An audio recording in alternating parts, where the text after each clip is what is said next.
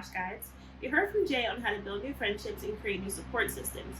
Today, I want to touch on your shared experience that will need to be completed before KSU kickoff begins. This year, you'll be participating in a shared experience called Common Conversations.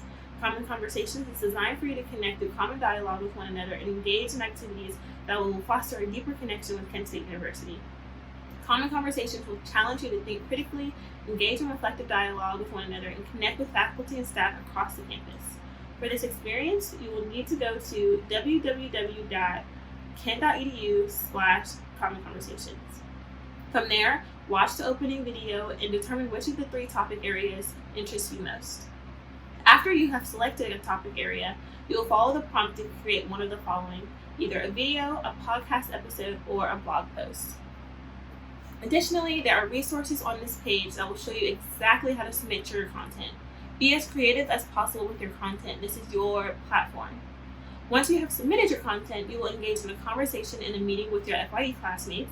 This conversation will be led by your student success leader.